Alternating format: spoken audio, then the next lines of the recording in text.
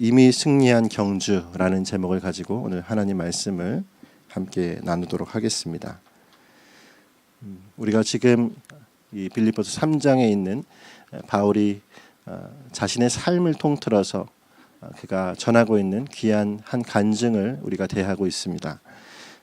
빌립보서 3장의 말씀에 이 메시지의 특징이 무엇이냐라고 했을 때 우리 지난 시간 이것은 유 메시지가 아니라 아이 메시지로 전한 메시지다 이렇게 얘기를 드렸습니다. 그러니까 아이 메시지라고 하는 건 무엇입니까? 내가 진솔하게 누군가에게 이야기할 것이 있을 때에 우리는 공감적으로 아이 메시지를 택합니다. 나는 이런 사람이었습니다 라고 얘기를 하는 것이죠. 그런데 여러분 중요한 것은 무엇이냐면 바울이 그의 삶의 스토리를 나눈 이유가 아주 가볍거나 아니면 어떤 에세이적인 일이 아니다라는 사실이죠. 그는 에세이적인 메시지를 나눈 것이 아닙니다. 삶의 한 토막의 일화를 또한 어떤 한 내 삶의 작은 사건을 나누고자 한 것이 아니라 시간에도 그런 것이 있죠. 크로노스의 시간과 카이로스의 시간이 있다라고 얘기하는데 자신의 가장 중요했었던 시간, 바로 이 카이로스의 시간이 있었던 것처럼 인생 전부를 걸고 찾았던 그 물음표가 있었잖아요. 인생 전부를 걸고 찾았던 그 물음표에 대한 해답, 다시 말해서 물음표가 느낌표가 되어진 그때 그 사건에 대한 기록을 그것에 대한 거론을 지금 하는 것이 바울의 모습입니다. 그러니까 자신의 작은 이슈를 얘기하려는 것이 아니라 모든 삶의 전부를 통틀어서 가장 중요했던 사건, 그리고 이 사건이 얼마나 자신의 삶에 큰 영향을 미쳤는지를 이야기를 해주고 있어요. 자, 그 이전의 삶이 어땠습니까? 우리가 지난 시간 얘기했던 것처럼 바울의 신학과 그의 모든 삶의 근간은 유대교적 율법주의에 묶여 있었습니다. 그러니까 율법주의 안에서 자신의 삶이 어떠한 의를 행하여야 한다라는 사실로 그렇게 매어 달렸던 사람이 바로 이 바울의 모습이에요. 근데 이 유대교적 율법주의적 사고방식에는 그의 신념뿐만 아니라 그에게 보장된 삶도 포함되어 있었습니다. 다시 말하면 신념만 그가 주장하고 어떤 행위만 강조한 것이 아니라 그에게는 이것을 포기할 수 없을 만한 충분한 보장된 삶이 있었다라는 사실이에요. 그러나 그는 이 보장된 삶을 가지고도 이 삶에 만족할 수가 없었습니다. 왜 그렇습니까? 바로 의에 대한 갈증 때문에 그렇죠. 이 말은 다른 말로 하면 뭐예요? 영생에 대한 갈증 때문입니다. 그러니까 인생 모든 것이 그의 영이 그 목마름을 해결할 수 없는 것이죠. 무엇 때문에요? 내가 율법을 행한다고 해서 의로운 행함 때문에 이것이 해결되지 못한다라고 하는 그 장애 앞에서 그는 결국 자신이 해결할 수 없는 그것이 이제는 해결되어야 함을 깨닫고 나가는 것입니다. 바울은 그토록 심취했었던 옛적 신학, 바로 히브리적 신학과 그의 삶의 방식이 가장 큰 목마름이라고 하는 것, 그것을 알고 그가 점점 그 목마름이 심해지면 심해질수록 교회를 핍박하고 하나님 예수 그리스도를 핍박하는 것으로 그게 반응이 나타나게 되어지는 거죠. 여러분, 그러나 이 어둠이 짙으면 짙을수록 새벽이 더 밝게 다가오는 이유는 그 복음이 얼마나 값진 것인지를 알기 때문임을 믿습니다. 할렐루야. 그러므로 여러분, 이 갈증에 대한 해결이 바로 이 중대 사건이에요. 그 사건이 어디서 일어났습니까? 가장 그리스도인들을 핍박하기 위해서 그 날선 자신의 모든 그 살기를 다한 모습을 가지고 달려갔었던 그 다메섹 도상에서 그는 무엇입니까? 거기서 그리스도를 영접하게 되는 것입니다. 할렐루야. 네, 자신의 전 존재가 그 사건 앞에서 바뀌어지는 그 전환의 일이 일어났다라고 하는 사실이에요. 그 전환이 어떻게 일어나는지 우리는 이 지난 시간에 함께 다루었었죠. 무엇입니까? 바로 이제 이전의 신학을 다 내려놓고 이제 복음이 그의 신학을 점령하는 일이 나타났다라고 하는 사실입니다. 그것을 가장 잘 또한 드러내는 것이 무엇이냐면 로마서의 말씀에 이런 말씀이 있는데 한번 좀 찾아보시겠습니까?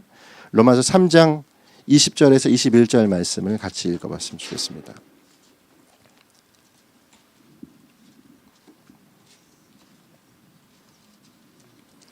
자, 로마서 3장 20절과 21절 말씀.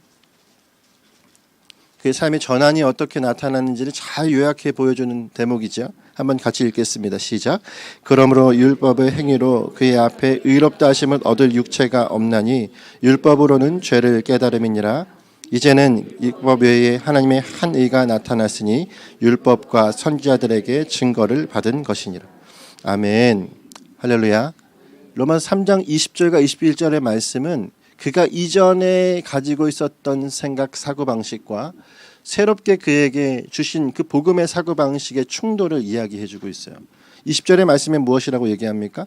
율법으로는 내가 의롭다 할 수 없다. 율법의 행위로는 그의 앞에 의롭다함을 얻을 육체가 하나도 없다. 죄를 깨달을 뿐이다 라고 얘기를 하죠. 근데 여러분 21절의 말씀에 이걸 복음의 분수령이라고 얘기하죠. 이제는 뭐가 나타났죠? 율법 외에 하나님의 한 의가 나타났다. 하나님의 한 의가 무엇입니까? 그리스도로 말미암은 십자가와 부활로 말미암은 의가 이제 그들 앞에 등장하게 된 것입니다.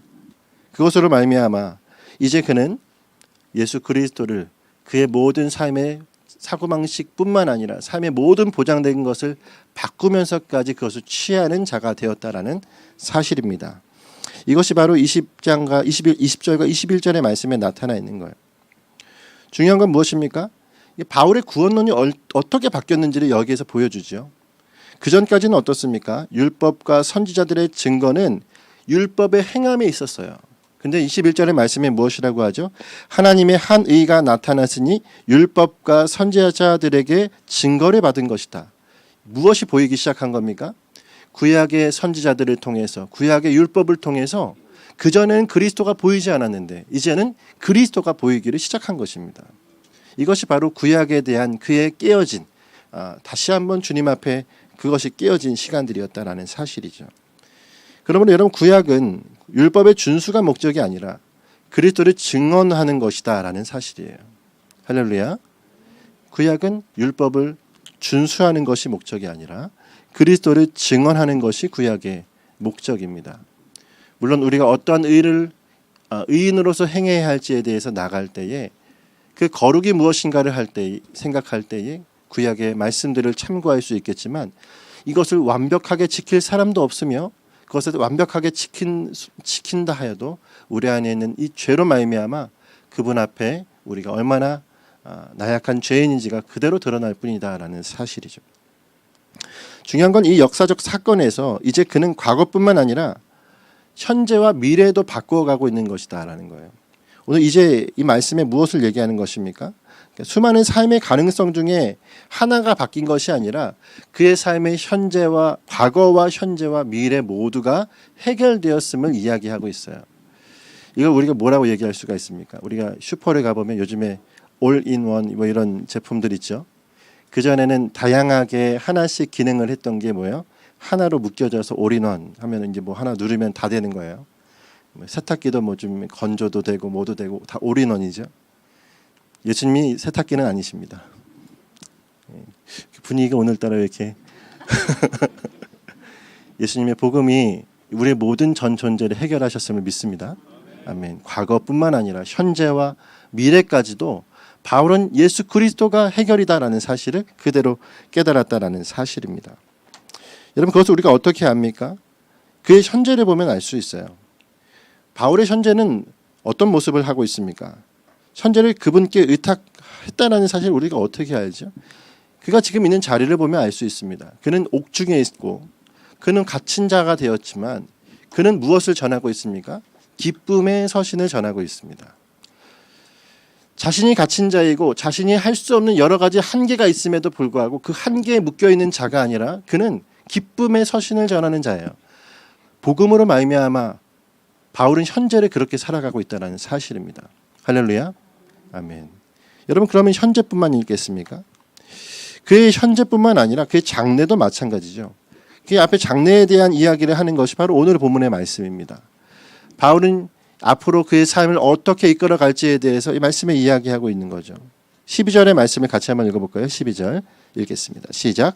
내가 이미 얻었다 함도 아니요 온전히 이루었다 함도 아니라 오직 내가 그리스도 예수께 잡힌 바 된 그것을 잡으려고. 아멘. 이 12절에 그의 삶의 모습은 어떻습니까?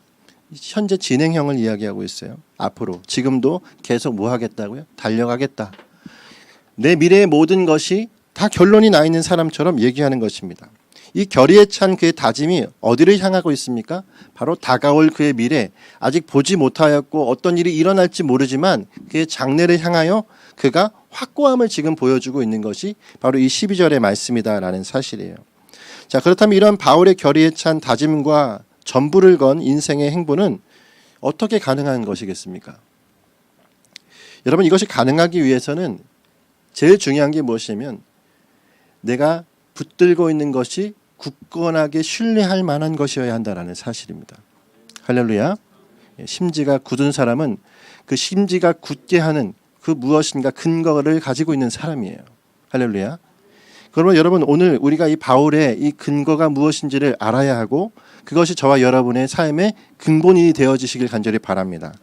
자, 그렇다면 그것이 무엇이겠습니까? 흔들리지 않는 그의 신앙으로 나가게 만드는 것이 무엇이냐라는 거예요. 자, 10절과 11절의 말씀을 같이 한번 읽겠습니다. 10절 11절 시작. 내가 그리스도와 그 부활의 권능과 그 고난 참여함을 알고자 하여 그의 죽으심을 본받아. 아멘. 저는 이 10절과 11절의 말씀을 한마디로 요약하자면 부활신앙이라고 얘기하고 싶습니다. 이런 바울이 무엇을 붙들고 있는가, 그의 심지를 굳건하게 알고 있는 근거가 무엇인가 라고 했을 때 그것은 바로 어떻게 해서든지 부활에 이르려 하노니 라고 얘기를 하는 이 장면이라는 거예요. 다시 말하면 그는 부활신앙을 붙들고 가고 있습니다. 중요한 건 여기서 우리가 궁금해할 수 있겠어요. 어떻게 해서든지 부활에 이르려 하노니 라고 하는 이 말 자체가 그럼 부활에 이르기 위해서 지금 내가 노력을 해야 되는 것인가, 내가 노력하지 않으면 부활을 할 수가 없는 것인가 라는 여러분 생각이 들지 모르겠습니다. 이러한 부활을 위해 바울이 지금 노력하겠다라는 의미로 이 말씀을 쓴 것일까요? 그렇지 않습니다. 왜요? 여러분, 본문의 맥락 자체가 내가 지금 노력하자고 얘기하는 것이 아니라 복음의 가치를 얘기하고 있다라는 사실을 기억했으면 좋겠어요. 참 전 존재를 다 투여해서 바로 그 복음이라고 하는 것이 나에게 어떠한 의미인지, 이 교회에게 어떠한 의미인지를 얘기해주고 있는 상황에서 갑자기 노력을 취하라 이렇게 얘기하지 않는다라는 사실이에요. 이 말씀은 그럼 무슨 의미, 어떤 뜻이겠습니까? 지금까지 주장했던 것이 행위가 아니라 이것은 바로 은혜라는 사실을 기억해야 한다는 것을 이야기하고 있는 것입니다. 그러므로 여러분, 이 부활신앙이라고 하는 것의 근간은 무엇입니까? 내가 노력해서 되는 것이 아니라 그분의 은혜로 말미암아 이미 되어진 것이다라는 사실이에요. 할렐루야. 저 여러분은 부활할 줄 믿습니다.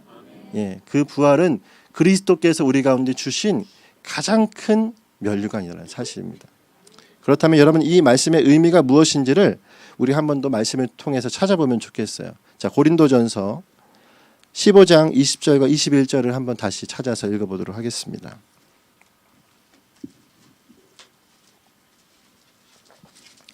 고린도전서 15장 20절 21절 말씀.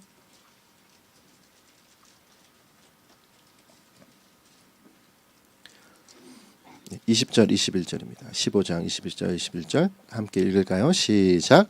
그러나 이제 그리스도께서 죽은 자 가운데서 다시 살아나사 잠자는 자들의 첫 열매가 되셨도다. 사망이 한 사람으로 말미암았으니 죽은 자의 부활도 한 사람으로 말미암아. 아멘. 여러분, 이 말씀이 무엇을 얘기하고 있습니까? 그리스도께서 죽은 자 가운데서 다시 살아나사 무엇이 되셨다고요? 잠자는 자들의 첫 열매가 되셨다. 예수 그리스도께서 부활의 무엇이라는 얘기죠? 첫 열매십니다. 주님이 부활하셨다라는 사실은 무엇을 우리 가운데 증거해주고 있느냐? 너희도 부활할 것이다라는 것을 증거해주고 있다라고 하는 사실이에요. 그러므로 여러분, 오늘 이 말씀 한마디로 말하면 무엇입니까? 한번 따라하겠습니다. 예수 그리스도가 부활하신 것 같이 우리도 부활합니다. 할렐루야. 믿으십니까? 네. 우리의 신앙은 실체가 없는 것이 아닙니다. 관념에 빠져 있는 것도 아니에요. 철학자들처럼 수많은 관념들을 자기의 머릿속으로 되뇌이다가 결국 저 흙으로 돌아갈 자들이 아니라는 사실입니다. 우리의 근원은 어디 있습니까? 바로 진짜 생명에 있음을 믿습니다. 존재가 바뀐 거예요.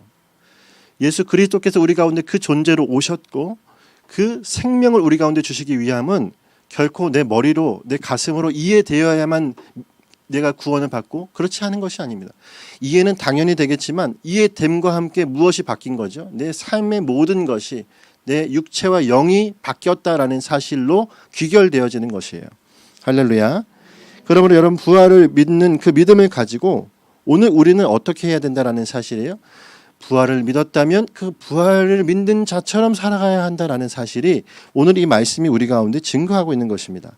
그러니까 12절의 말씀에 내가 달려가노라 하는 그 바울의 말은 무엇이냐면 이미 얻은 그 부활대로 나는 주님 앞에 믿음으로 달려가노라 라는 거예요.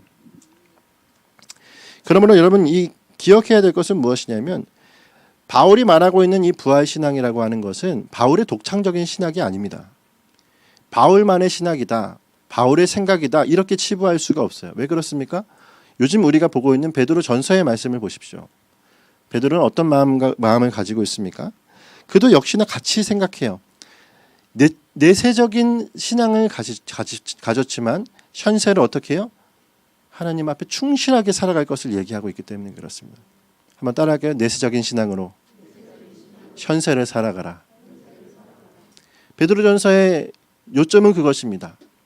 그 나라 그 본향에 그 주님 다시 오실 그때가 보일 거다. 그때가 반드시 있다. 그 심판대 앞에서 우리는 주님 앞에 서게 될 것이고 그 안에서 영원한 그 통과의 문을 통과하게 될 것이다 라는 사실이에요.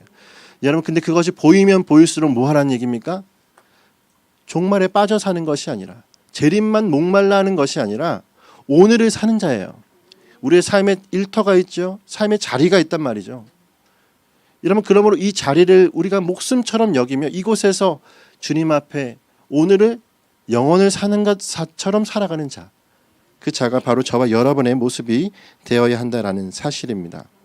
그러므로 부활신앙은 초대교회의 신앙이었어요.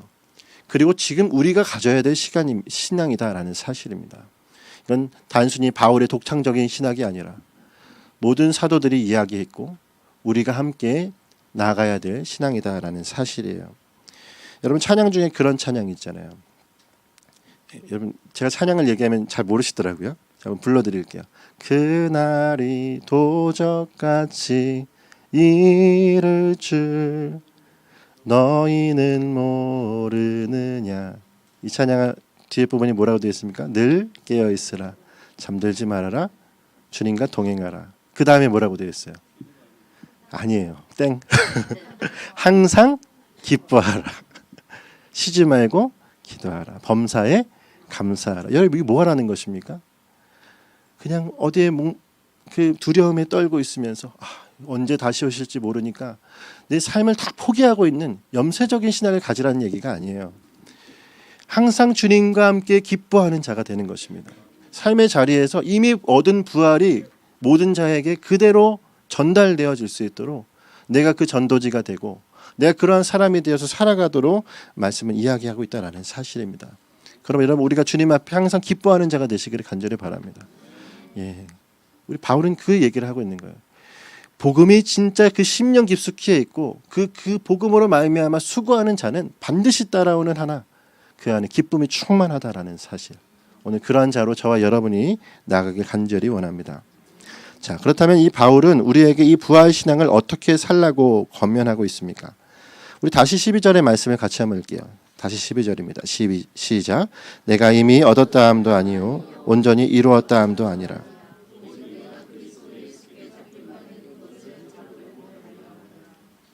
아멘. 바울은 스스로의 현재의 삶을 통해서 바로 그 삶을 통해서 그 모든 것을 증언하고 있음을 이 말씀에서 볼 수가 있습니다. 그러니까 빌립보 교인들이 이 말씀을 수신받겠죠. 이 서신을 받게 될 그들에게 무엇을 얘기하고 있냐면 바울 자신의 삶을 얘기해주고 있는 거예요. 그러니까 바울의 그럼 지침이 무엇입니까? 그들에게 전달하고자 하는 전달 사항이 뭐죠? 이미 얻었지만 얻어야 할 자처럼 살아가고 이루었지만 뭐예요? 이루어야 할 자처럼 살아갈 것을 얘기하고 있는 거예요. 내가 이미 얻었다 함도 아니요 온전히 이루었다 함도 아니라 이 말씀은 내가 지금 불완전합니다 이 뜻이 아니라 이미 얻었지만 얻어야 할 자처럼, 이루었지만 이루어야 할 자처럼 살아가라는 말이에요. 여러분 그것을 알 수 있는 대목이 15절의 말씀만 보아도 알 수 있습니다. 15절 뭐라고 되어 있습니까? 그러므로 누구든지 우리 온전히 이룬 자들은 이렇게 생각하지니라고 얘기해요. 바울은 뭐라고 얘기합니까? 이룬 자라고 얘기해요. 그러니까 여러분 이 맥락을 모르고 그저 12절의 말씀뿐만 가지고 내가 이미 얻었지 못했다라고 바울이 이야기한다라고 치부하면 안 돼요. 바울은 이미 얻은 자입니다. 이미 이룬 자입니다. 그러니까 이룬 자이지만 어떻게 살겠다라는 거죠? 이루지 못한 자처럼 살겠다라는 거예요. 자, 그렇다면 이것이 왜 모순될까요? 왜 그는 이런 모순된 모습으로 살아갈 것을 또 권면하고 있을까요? 왜 불완전한 자처럼 살아가라고 말하고 있습니까? 여러분 이걸 우리가 알 수 있는 대목은 무엇이냐면 이것이 바로 이 신앙의 경주의 룰이다라는 사실이에요. 우리가 사는 이 신앙 경주의 룰은 무엇입니까? 불완전한 자처럼 살아가라는 거예요. 자, 중요한 건 이 경주가 누가 개최한 경주냐라는 겁니다. 경기는 누가 개최를 하잖아요. 이번에도 월드컵은 피파가 개최했잖아요. 누군가 개최한 자가 있고 그 개최한 자의 룰이 있습니다. 이 경주, 신앙의 경주는 누가 개최했습니까? 하나님이 개최하셨습니다. 그리고 그 하나님이 개최하신 이 신앙에는 룰이 있어요. 그 룰이 무엇입니까?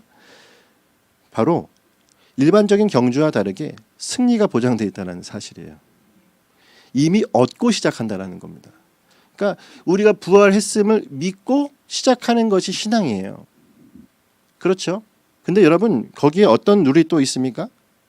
바로 경기를 여신 분이 요행을 바라지 않는다는 사실입니다. 이해가 되세요? 그러니까 경기를 여신 분의 룰은 뭐냐면 이미 먼저 주고 얻은 그 생명을 가지고 살아가는데 요행을 바라고 내 뜻대로 자만하고 나태해서 살아갈 것을 요구하지 않으십니다. 그 룰 자체가 무엇을 요구하십니까? 바로 얻지 못한 자처럼 생명을 걸고 따라가라는 얘기예요. 저 눈앞에 있는 저 결승점을 이미 내가 승리할 자이지만 그곳을 향해 갈 때에 뛸 때는 어떻게 뛰라는 겁니까? 저걸 내가 지금 얻어야 될 자처럼 뛰고 가라는 얘기예요. 할렐루야. 이것이 바로 이 경기의 룰입니다. 오늘 저와 여러분이 나가야 될 경기의 룰이 바로 이거예요. 이미 여러분 얻은 자임을 믿습니다. 그렇지만 여러분 우리가 달려갈 때는 그 눈앞에 있는 것을 얻어야 될 자처럼 살아가는 것입니다. 그것이 바로 저와 여러분이 오늘을 살아갈 모습이라는 사실이에요. 그러면 여러분 우리가 가져야 될 분명한 태도가 있어요. 그것은 무엇이냐면 한 번 더 따라하겠습니다. 전심. 예, 전심이에요. 전심 전력이라고 얘기하잖아요. 혼신을 쏟는 것입니다. 그럼 우리가 어떻게 알 수 있냐면 이 달려가노라. 그러니까 12절과 14절의 말씀에 말하고 있는 달려가노라라고 하는 이 말이 그 뜻이 무엇이냐면 모든 근육을 달리는 자의 운동선수의 근육을 한 번에 집중해서 쓸 때에 우리는 그걸 스퍼트라고 얘기하죠. 스퍼트를 내는 거예요. 그리고 전력해서 질주해서 나갈 때에 쓰는 단어가 이 달려가노라라고 하는 단어의 뜻입니다. 그러니까 그냥 나 마라톤 달리기처럼 모든 근육을 다 풀고 이렇게 가는 경기가 아니라 이 경주는 모든 것을 전심으로 다해서 달려가야 될 경주인 거예요. 할렐루야. 그러므로 여러분 오늘 이 달려가노라라고 하는 뜻이 두 가지가 있습니다. 하나는 이 전심 전력을 해라. 전력 질주를 해라. 라고 하는 것이고 또 하나는 무엇이냐면 뒤돌아보지 말아라라는 거예요. 뒤돌아보지 말고 앞만 보면서 전심으로 달려가라라고 하는 이 메시지가 바로 이 달려가노라라고 하는 뜻입니다. 누가 그렇게 하고 있다고요? 바울이 지금 자신이 그렇게 달려가고 있다. 그리고 나만 달려갈 것이 아니라 지금 이 빌립보 교회에게도 달려가자. 그리고 이 우리 일산 하나 교회에게도 말씀은 증거하는 겁니다. 그렇게 전심하여 달려가자라고 하는 거예요. 그러므로 여러분 오늘 우리가 가지고 있는 부활신앙 여러분 이것은 오늘 이 시간을 마지막처럼 사는 자의 삶이어야 한다라는 것입니다. 그러면 여러분 오늘 이 시간 우리가 이 자리에서 이 말씀을 들으면서 마음으로 한번 다짐해야 될 것이 무엇입니까? 바로 주님 내가 내일 내 생명이 끝나더라도 전혀 부끄럽지 않고 아깝지 않은 삶을 살게 해주십시오. 이러한 삶이 오늘 우리의 삶이 되어야 할 줄 믿어요. 우리 인생 누가 알겠습니까? 어떻게 하실지 아무도 모르지 않습니까? 근데 우리가 삶을 살면서 예수님을 믿었다 하였는데도 불구하고 우리의 삶이 주님 앞에 부끄러운 삶이라면, 여러분 마태복음의 말씀처럼 양과 염소의 비유, 그 안에서 우리는 양인지 염소인지 주님이 보았을 때도 구분되지 못하는 모습으로 살아왔다면 여러분 그 삶이 주님 앞에 부끄럽지 않겠냐라는 거예요. 여러분 얼마 전에 기사들 하나를 봤습니다. 수요일에도 말씀을 드렸는데 우리나라에서 올해만 고독사죠. 그냥 홀로 돌아가신 분들, 그리고 그냥 홀로 돌아가신 것뿐만 아니라 삶을 그대로 그냥 포기하신 분들이 3,875명이나 되신대요.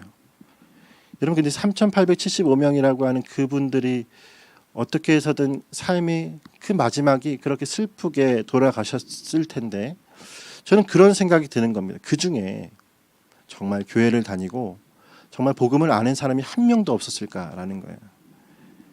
천심전력하여서 하나님 앞에 매어 달리며 달려가야 될 그 한 사람이 모든 삶을 다 포기한 자처럼 그렇게 살아가다가 설마 죽음을 맞이한 자는 없었을까라는 것입니다. 그러면 여러분 오늘 우리가 기억해야 될 것은 무엇입니까?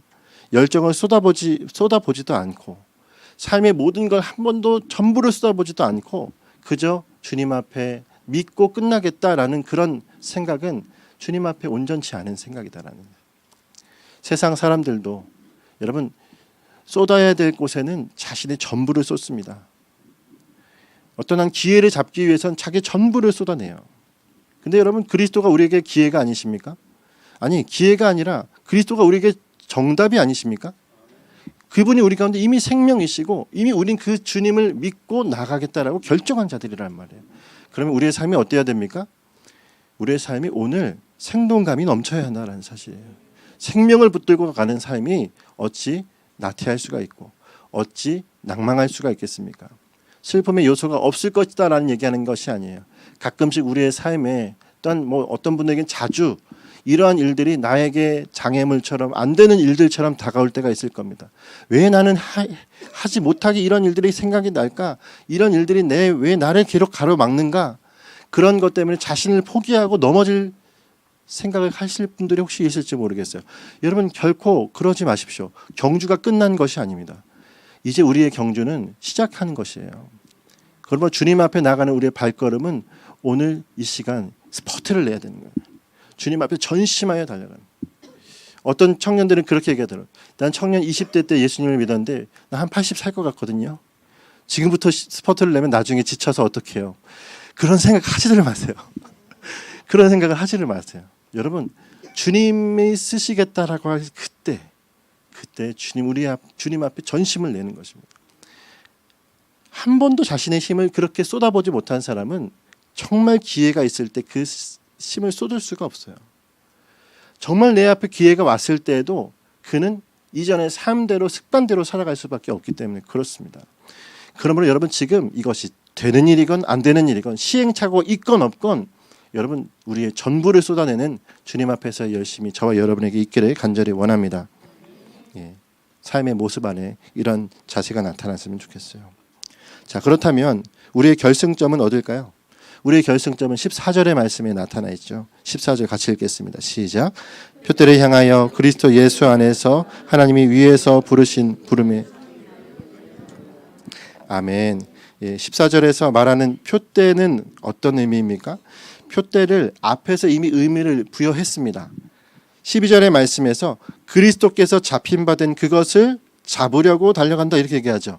다시 말해 표대는 무엇이냐면 그리스도께 잡힌 바 된 그것이에요. 그리스도께 잡힌 바 된 그것이 표대입니다. 그리고 이것이 9절에도 나타나죠. 그리고 9절에서 뭐라고 얘기합니까? 그리스도 안에서 발견되려 합니다 라고 얘기해요. 이 모든 게 표대예요. 그러면 여러분 표대가 무엇이냐라고 하면은 한번 따라해서 성화의 종점. 성화의 종점입니다. 우리가 거룩히 살아가겠습니다. 주님을 닮아 살아가겠습니다. 이 땅에서 정말 예수 그리스도가 내 안에 계신 것처럼 그분을 닮은 자처럼 살아가겠습니다라고 하는 그 종점이 뭐예요? 성화의 종점이죠. 그렇게 살아가겠다라는 거예요. 그리스도께 잡힌 바 된 사람처럼 그리스도 안에서 발견되려 하는 사람처럼 나는 살아가겠습니다라는 것이 표대예요. 그러면 여러분 표대는 무엇입니까? 경주의 종착점인데 이 그 종착점이 바로 무엇이냐면 그리스도라는 사실입니다. 그리스도예요. 여러분 주님 다시 오실 그때가 되면 그분이 어디 있습니까? 그 심판대 앞에 같이 계십니다. 그리고 그 안에 우리가 나갈 그 모든 경주를 한 그 사람이 거기에서 마주해야 될 종착점이 뭐예요? 예수 그리스도이십니다. 그분 앞에서 우리의 삶이 낱낱이 뭐예요? 다 드러나게 되어져요. 삶의 모든 것 하나하나를 주님께서 다 보십니다. 그리고 나서 주님이 심판하시는 거예요. 여러분 우리가 예수님을 믿으면 앞에 있는 얘기들에 대해서 주님이 아무것도 없이 모른다 이렇게까지 그냥 끝내실 것 같죠? 아니요. 심판대 앞에서 낱낱이 우리의 모습을 드러내십니다. 그때 여러분 우리는 드러나는 거예요. 내가 양인지 염소였는지, 내가 양의 삶을 살았는지 염소의 삶을 살았는지. 중요한 건 무엇입니까? 그 자리에서 예수 그리스도가 앞에 계시고 그분이 나를 얘기하는 거예요. 결단코 너를 모른다. 아니면 내가 너를 안다 얘기하신단 말이에요. 할렐루야. 그때 여러분 우리는 어떤 자입니까? 이미 생명 얻은 자, 그리스도를 생명으로 붙든 자입니다. 그러면 주님이 우리를 아세요. 우리의 생명을 아시고 우리 모두가 어떤 방향으로 나가야 될지를 아십니다. 그분 앞에서 여러분 얼마나 해프닝이 있을 수도 있잖아요. 왜요? 주님은 내가 너를 안다 그랬는데 우리가 뭐 입고 있는 거예요? 염소의 탈을 쓰고 있는 거예요. 얼마나 우스꽝스럽겠습니까? 주님이 나를 안다고 하셨거든요. 근데 그 앞에 서 있는 이 심판대 앞에 있는 사람이 그 누더기가 그대로 걸쳐 있는 상태로 와 있는 거예요. 이거 주님 앞에 얼마나 부끄러운 일이냐라는 거예요. 그러면 이 성화의 종착점에 우리가 다다랐을 때 최선을 다해서 전력해서 나아갈 이유가 있죠. 주님 부끄럽지 않게 해주십시오. 내가 이 땅의 삶에서 오늘 하루의 삶, 아니 내 모든 인생의 평생을 다해서 주님 앞에 부끄럽지 않은 삶 살아가게 해주십시오.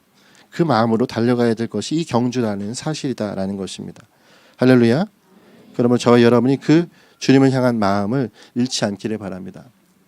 여러분 이미 저와 여러분 이룬 자입니다.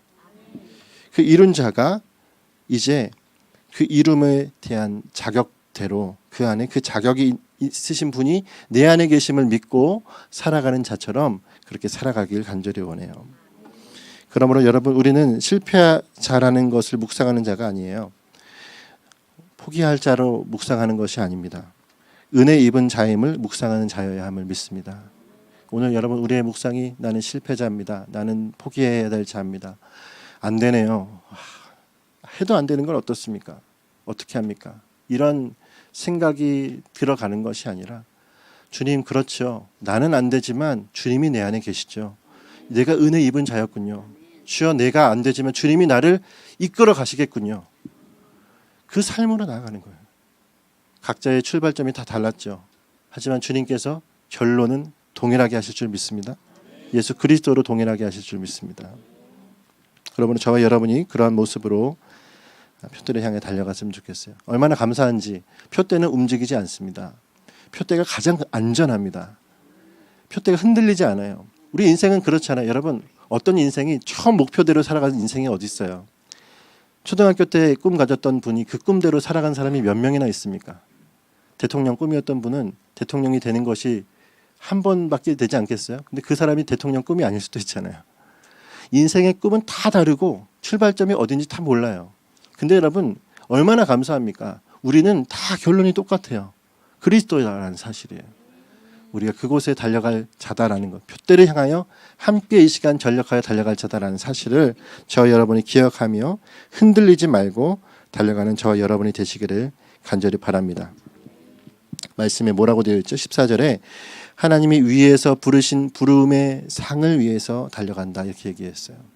우리의 상은 뭐예요? 주님 앞에 서는 것이 우리의 상이에요. 부르신 부르심의 상에 앞에 서기 위해서 달려가는 자. 그러면 저와 여러분이 인생의 종국에 도착해야 될 그분 앞에 저와 여러분이 부끄럽지 않은 주님의 기쁨이 되어지는 삶이 되시기를 간절히 원합니다. 이제 결론입니다. 2022년이 얼마 남지 않았어요. 올해 여러분 뭐 여러 가지 계획들을 세우셨을 수 있겠고 연초에 아니면 우리가 중간에 이런 일들을 어떻게 되었기를 원합니다. 그런 마음들을 세웠을지 모르겠지만 여러분 우리가 한 것은 아무것도 없고요. 모두 주님이 행하셨음을 믿습니다. 지금껏도 그렇게 행하셨으며 앞으로도 주님이 행하실 일밖에 우리 가운데 없음을 믿기를 간절히 바랍니다. 그러므로 우리가 가져야 될 마음은 무엇입니까? 긍지를 가지세요. 담대함을 가지세요. 내가 할 수 있는 것이 아니라 주님이 하시기 때문에 주님으로 말미암는 자격되어짐으로 말미암는 긍지와 또한 그로 말미암는 담대함이 우리 가운데 있을 때에 그분이 내 안에 사시는 자처럼 살아갈 줄을 믿습니다. 우리 그렇게 한 주간 주님 앞에 전력하며 살아가는 복된 저와 여러분이 되시기를 간절히 소망합니다.